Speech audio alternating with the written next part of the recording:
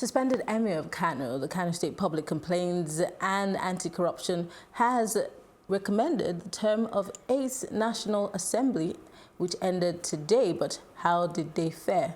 This is Plus Politics, and I am Mary Anna Cohn.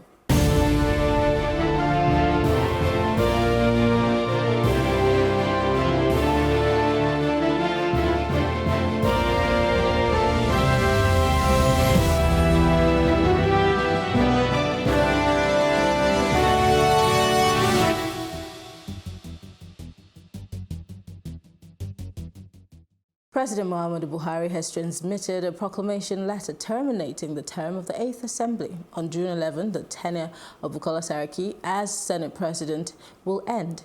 Bukola Saraki led Senate to pass important bills, including the Electoral Amendment Bill, Petroleum Industry Governance Bill, Not Too Young to Run Bill, and the Police Reform Bills, and also made important interventions in policy and government. So how well or how bad did the 8th Assembly do? I'm being joined by Ugochukwu Ikaka to analyze this. It's good to have you join us. I haven't seen you in a decade.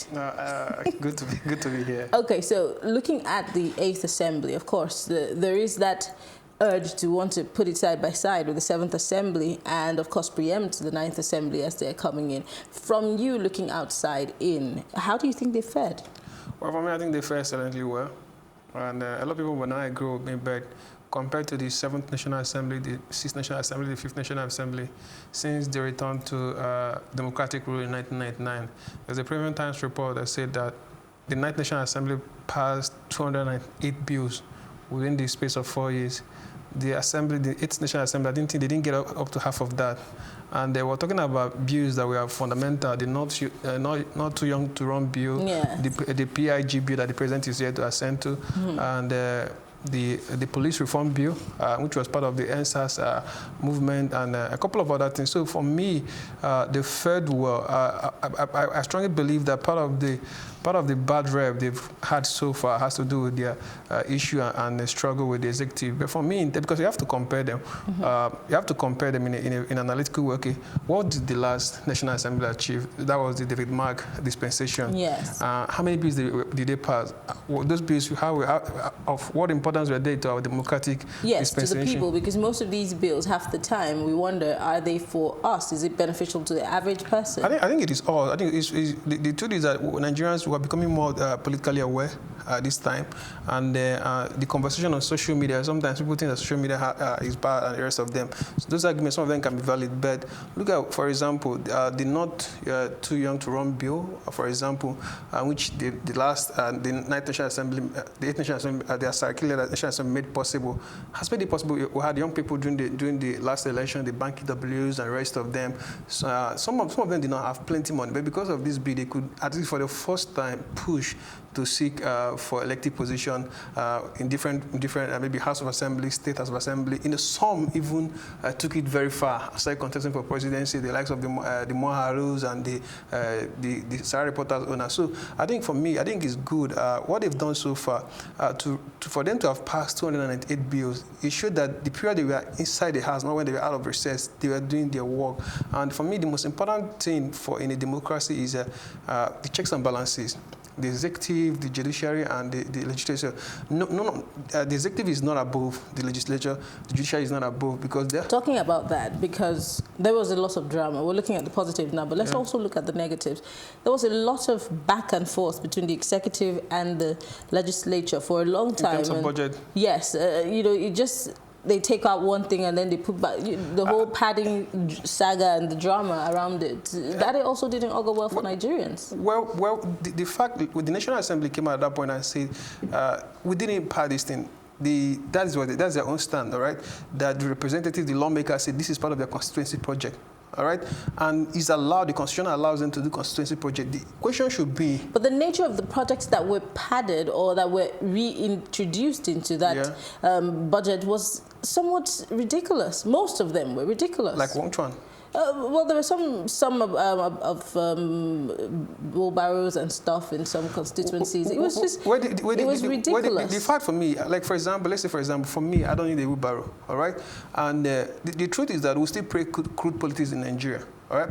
For example, for a lawmaker that is from Zamfara, it doesn't make sense for him to start to give his constituency members maybe a free tax fare or Uber to ride around Zamfara, because the market does not demand that in that place. But there was bigger fish to fry. There were projects that were lying fallow that would have been more important than those other things that most of those, for some of them, I make no excuses for them, but I still know that some of these things are poverty alleviation programs, which is quite different from constituency project they can attract in terms of road construction, in terms of irrigation project, in terms of agricultural project. Some of these senators have been able to do that, all right? And we can't lump them up. And also, you have to understand something about the politics that goes in between the National Assembly and the legislature. For me, I still maintain, I try much possible to look at the issues. For example, people are saying, okay, the National Assembly was overbearing in terms of the budget. The Fiscal Act, I think if I can't remember, said that for all the MDAs, as the ministry and the rest of them, you're supposed to, for the short term in terms of the budgetary process, you're supposed to make sure that it's being submitted before the 31st of August each month to the National Assembly, so they can review what you've done with the money that was given to you the year previous, all right?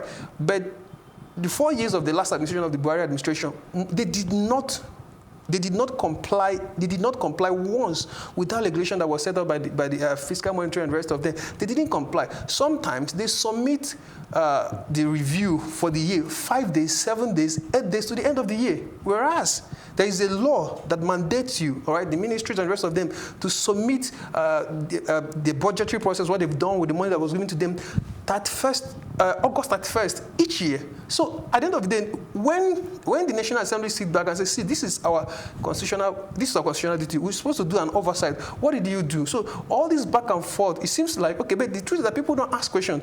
Why, if the law say that by the 31st of August each year, you should come to the National Assembly to defend what you've done, and that didn't happen. So for me, I think the issue is that there was a lot of friction between the National Assembly and the executive, which mostly had nothing to do with policy.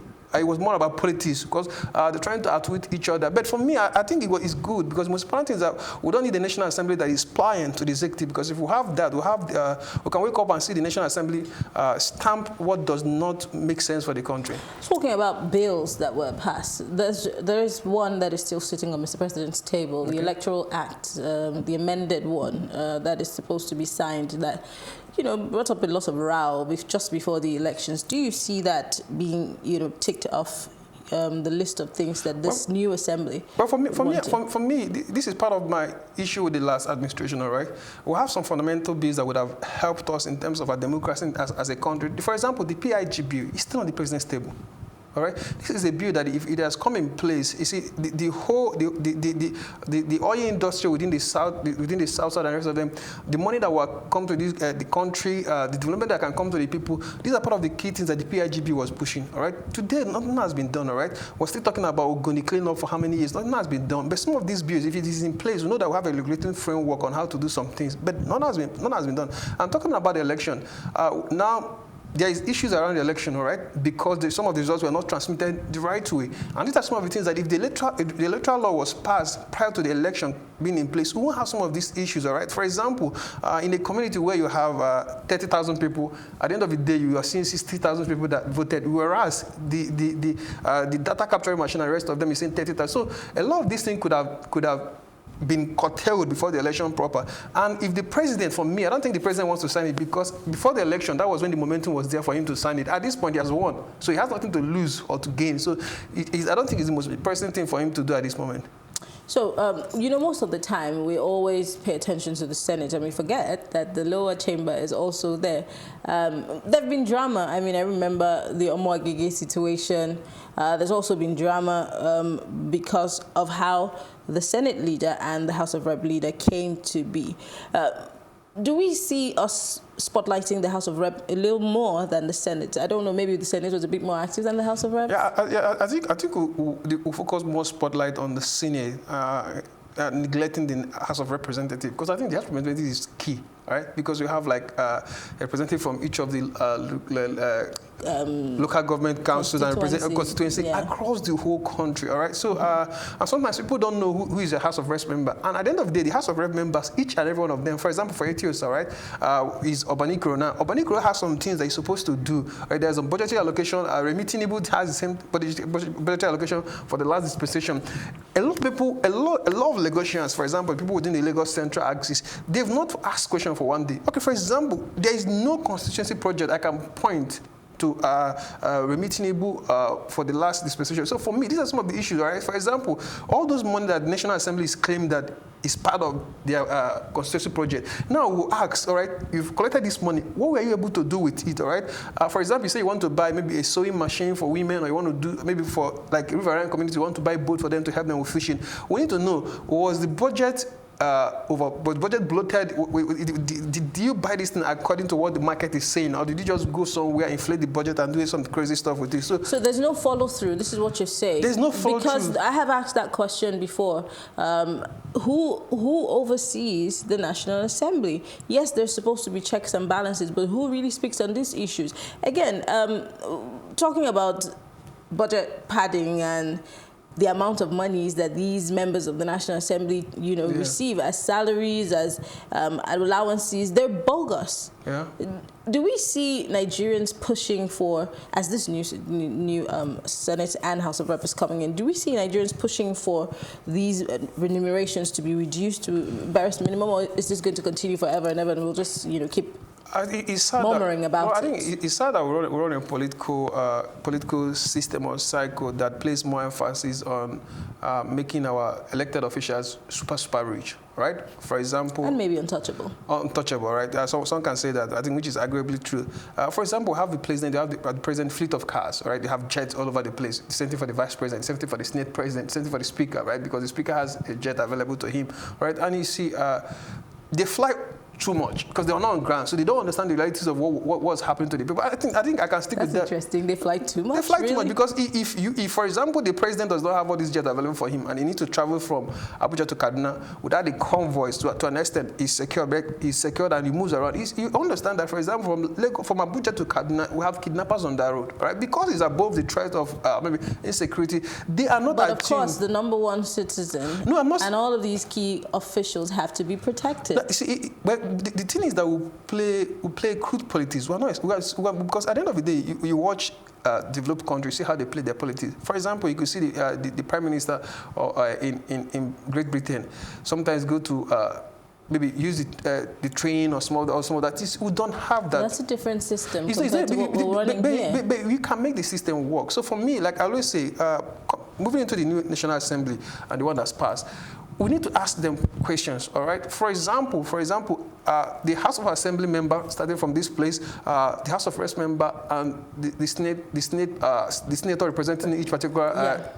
We should ask questions. It's not just when they come back after every 4 years seeking for vote. What have you been able to do? Because each year there is money. There are processes that you have, especially for recalls or petitions, and I'm sure that these offices receive all kinds of petitions. Yes, you can petition them, but do we follow through to make sure? It's not, for me, it's not even about following through for me, because if you have a representative that is there in your interest, in your name. For example, you're from a community, let's say somewhere in Lagos, that the flood is part of a big issue, affects agricultural products and the rest of them.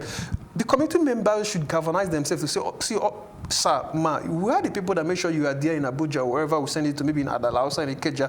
These are the issues that we have, all right? What are you doing to help it? But because we have a kind of a system of politics in which where the followers should be blamed and the leaders should be blamed, because if the truth is this, if you see your representative and the only thing you talk about is which one is our own, Oga, waiting be our own, you're not asking questions, you're not checkmating him, because if the people can checkmate them enough, they know that they're coming back to their constituency to give proper account.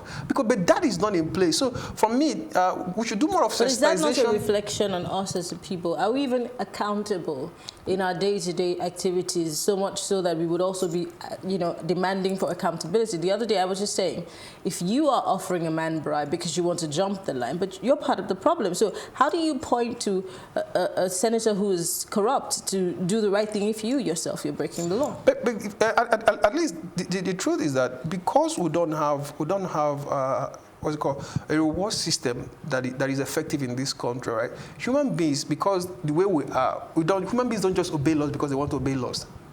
Right? Human beings obey laws because most times they are compelled to do it, all right? That's why people drive on the road behaving themselves, because they know that last man will catch them, all right? If you allow them, they will take one way and do all sort of stuff. So, and that is the same way that when you go to a bank, they'll ask you to stand on the line. If you don't do that, security will take you away. So for me, I think it should come to a place where there will be punishment for things. There should be repercussion. If you fail, if you want to give bribe, that's what you want to do, fine. But the person, somebody should be there to make sure that you are punished for doing that, right? I'm just wondering, and I always say this, I'm beginning to sound like a broken record.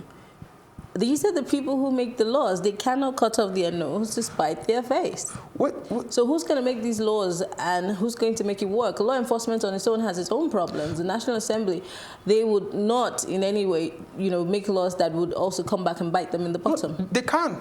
All right. See, the thing is that I think politics is about interest. All right. For example, you're not too young bill to run. All right. That's not accountability. We're talking about the most important thing in a democratic system, in any form of government. Which is accountability. The truth is that it has to come with engagement. All right, because we have a system where people can maneuver the system and get away with some things. All right, if the people themselves are not accountable to their leaders, all right, there's no way that will happen. So and that's what I'm saying. It comes from constant education. It comes from telling people, okay, this is what you should expect. All right, we've had democracy for the last 20 years. All right, but a large part of the citizens of Nigeria did not understand what it means to be an active citizen. All right, because that's why sometimes you criticize your governor or your president on your Facebook page or social media page. You have a revered man of God telling you not to criticize your president. Because if you understand what it means to be a critical part of being an active citizen, asking questions is part of it. Demanding for accountability is part of it. You should need to know, okay, why are they spending close to 200 million for the president to just want to barb his hair in Asoro? I don't understand, because there is no clipper in this God's green hair that's close to 100 million naira. So these are the questions people should ask, all right? So if we have the chance people should ask those questions, but how aware are the people? It's just a few of us who are on social media, who are aware. Even those of us, we'd rather just yap away on social media. The people, the large majority or the vast majority, have no idea the contents of the budget. That yapping helps, all right? For example, the EndSARS movement. We talked about the police reform the yapping and the protests. So you just don't talk. No, where's the action?